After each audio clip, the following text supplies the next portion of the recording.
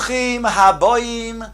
Welcome everyone. We're about to begin Be'ezras Hashem together on Daf Yud Amid Beis, starting with Daf Yud Amid Aleph, 7 lines from the bottom.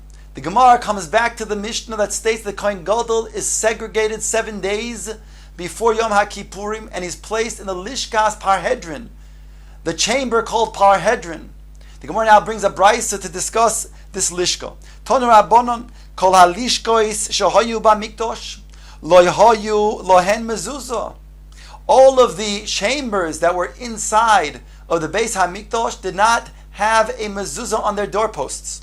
Chutz milishkas parhedrin shahaya bo beis dira lekohen gadol, with the exception of Lishkas Parhedrin, which was considered to be a beis dira for the Kohen Gadol.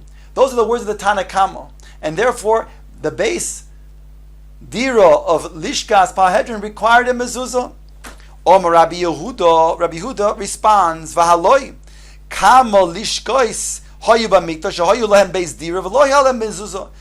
He says back to the Tana Kama, there are many chambers in the Beis HaMikdash that are yes beis dira, and nonetheless they don't have mezuzah, so it cannot be the reason why the Lishkas Parhedrin requires a mezuzah, because if it did require a mezuzah because it's a beis dira, then all of these other lishkos should also require a mezuzah, and they don't have one. Elo, says Rabbi Yehuda, back to the Chachamim in the Tana Kama, Lishkas Parhedrin Gezerah Hayisol. The reason why it has a mezuzah for Gezerah, the Gemara explains in the Hemshech that the Gezerah is that we don't want the Kohen Gadol to appear as if he's being put in prison during the 7 days prior to Yom Kippurim. Says the Gemara, my taimo the Rabbi Yehuda. What is Rabbi Yehuda's reasoning? Omar Rove says, Kesover Rabbi Yehuda kol bayis she'eino asuya limos hachamo v'limos hagesham eino bayis. If it's not a bias that is all year round, that's used for the geshamim, yimos hageshamim, yimos hachamo, then you can't consider it to be a beis dira that would require a mezuzah.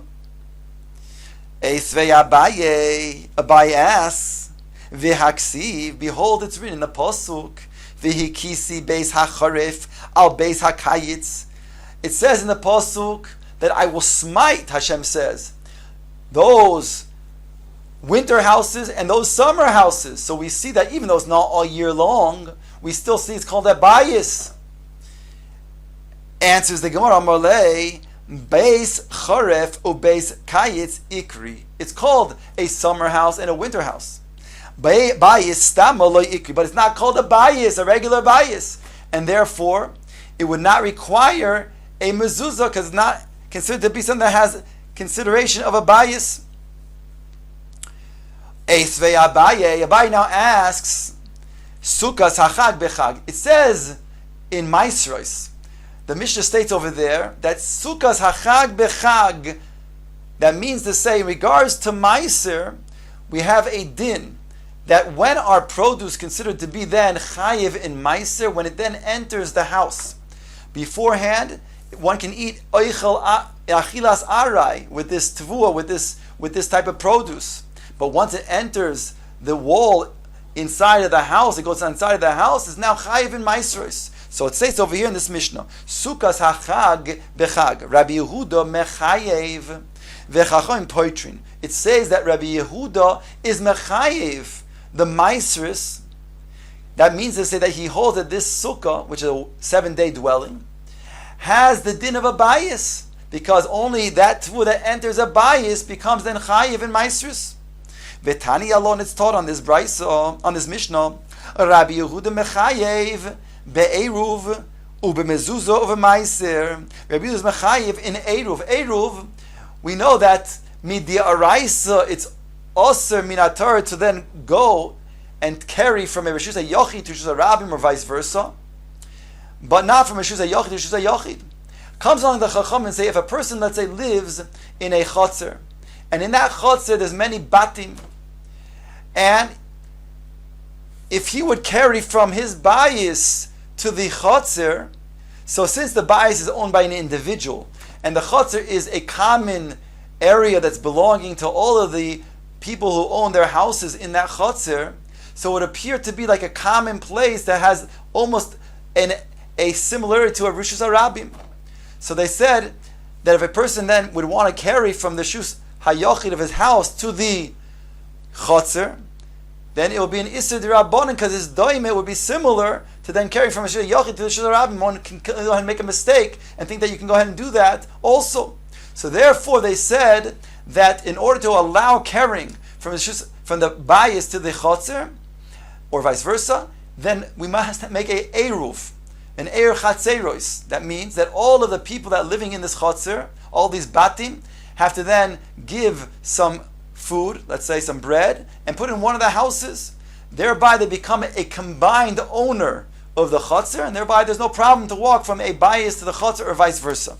So, on that, Rabbi Yehuda says that this sukkah would be like a bayis, and therefore, if it neglected to be included in this Erev Chatzeros, one cannot walk from one of the batim to the Chotzer, because the sukkah is like one of the batim, and all the batim have to be included in the Eruv. So that means to say that he holds like the sukkah is like a bayis. We said b'mezuzah also it's like a bayis too now, because he must hold like it's a base dira, otherwise he would not require a mezuzah. Over Maisa, as we explained before, it's as if the Tvua entered a bayis, so therefore he understands that the sukkah again is like a bayis. If you say all of this is only midrabanan, the Gemara explains, Bishlama Eruv u'mezuzah ikelemen midrabanan. If you want to say by Eruv and mezuzah, then it's possible to say the Chachamim were machmir and required these things by Eruv and mezuzah. However, Elamaiser mi ikelemen midrabanan. How can you say that this is only midrabanan on top of Yud Amud Beis? Dilma osi lifrushim min achiyuv ala ptur umin aptur ala chiyuv. If you would say that, then you'd have a problem. This chumrah of the Rabbanon, this requirement of taking maisris, that would be a problem, because midi araisa, then it would mean that the tvua that entered this house does not require meiser. And if you would then combine, let's say, this tvua with other tvua that's in the house, a regular house, which midi araisa does require meiser. So let's say, for example, you have 40 pieces in the sukkah and 60 pieces in the house, and you have 100 pieces now altogether, and you would take then meiser from that, you take 10% out. So that would be problematic, because that will still leave you with a problem in your meiser taking, whereby you'll be left with tevel. Why? Because midi araisa, that tvua that has entered the sukkah does not really require to be taken meiser from. In other words, you're using that which requires meiser, that grain that requires meiser, and adding it to grain that does not require meiser. So it's going to then affect the calculation, whereby they'll be ending up problems of tvua being tevel. Elo mar Abaye, rather Abaye says, Beshiva de kuli amaloi pligi de mechayva. In regards to the 7 days of the Kohen Gadol we're putting him in the Lishkas Palhedrin, that everybody agrees that midi araisa does require a mezuzah. Ki pligi, what are they arguing about? B'shar yemos hashana, during the rest of the year. Rabbanan savre gazrin and shar yemos hashana otu shiva. The Rabbanan make a gzeira that if we don't require a mezuzah throughout the year, then one might forget to put a mezuzah during those 7 days when the Kohen Gadol is living day and night in that lishka, which would require a mezuzah midiraisa. So therefore, midirabbanan require mezuzah all year long. Rabbi Yehuda sovar loy gazrinon. Rabbi Yehuda said we're not concerned about such a thing, and therefore only during those 7 days midiraisa is a mezuzah required. Omar le Rava asks now on Abaye's explanation. He says, "V'ho sukas hachag bechag ketoni." Behold, it said sukas hachag bechag. That means that during the 7 days of Sukkah, does he require a mezuzah? B'dafka. And therefore, you cannot suggest then what you're saying now, that the 7 days of the Lishkas Palhedrin requires midiaraisa a mezuzah. Therefore, says Abaye, Elo Omar Abaye.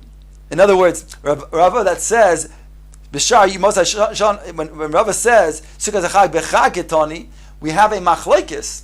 Granted, Rabbi Yehuda requires a mezuzah during Sukkot, but the Rabbanan are chaylik, and therefore the 7 days of the requirement of someone who lives in a dwelling, midiaraisa, we find not by sukkis, according to the Chachamim. In other words, that which you're saying, the 7 days, is required midiaraisa in Lishkas Palhedrin. Well, we see from Sukkah that's not the case. When you're dwelling in a place for 7 days, the Rabbanan say you do not require a mezuzah during those 7 days of Sukkot. There's a machlokes in Rabbi Yehuda and the Chachamim. So how can you say, Abaye, that everybody agrees, including the Chachamim, that indeed there will be a requirement of saying of a mezuzah during the 7 days midiaraisa, bein the lishkas palhedin, bein the sukkos hachag. Elo Omar Rove, rather Rove says, Bishar Yemois Hashana Kuliyama Lo Pligi de Peturo. Really, he says, the rest of the year, everybody agrees that you are potter. That is an agreement. Even the Chacham agree that you don't require mezuzah and the lishkas palhedrin through the rest of the year. Ki pligi b'shiva. They're only arguing about the 7 days that the Kohen Gadol is separated. On that, they have different reasons. V'sukkah taima lechud, v'lishka taima lechud. Each one has its own reason why it requires a mezuzah. Sukkah taima lechud, the reason why sukkah requires a mezuzah, Rabbi Yehuda l'taimeh, according to his rationale, his reasoning. Because Rava understands, like explains the Gemara in Sukkah, the very beginning, that the reason why Sukkah, according to Rabbi Yehuda, is kosher when it's even above 20 amos high is because Sukkah is diras keva, and that's what explains now Rabbi Yehuda's rationale. Domar Sukkah diras keva ba'inon umechayve b'mezuzah, because it is diras keva, above 20 amos requires fixed walls. It's considered to be a diras keva, and therefore requires mezuzah. That's Rabbi Yehuda l'shitosai. V'rabbon l'taimei tamayu the amrei sukkah diras aray bonim v'lo mechayve mezuzah. And therefore the Rabbanon are choylek and say no, a sukkah does not require a mezuzah because it's diras aray. That's their machlokes gabe sukkah. But over here they both say it requires 7 days of mezuzah, but for different reasons. V'lishka taima lechud. Rabbanon savei dira bal korcha shema dira. Rabbi Yehuda savei dira bal korcha lo shema dira. The Rabbanon require 7 days of the lishka, requiring the mezuzah because it's a dira, and dira bal korcha is considered to be a dira, meaning to say the fact that the Kohen Gadol has to stay there, and that's still considered to be a dira, and therefore requires a mezuzah. However, Rabbi Yehuda is choylek on that. Why does Rabbi Yehuda does require mezuzah on the lishkas parhedrin? Says the Gemara, because of the following reason. Because umidrabonan huda tikin lo, it's the rabbanon that were misakin a mezuzah. Why? Shelo yoimru kohen gadol chavush beis ha'asurin. We shouldn't then see and think that the kohen gadol is being imprisoned, and therefore by putting a mezuzah on it, it gives then the impression that we're talking about a regular house that he is going to be living in during these 7 days prior to Yom HaKippurim.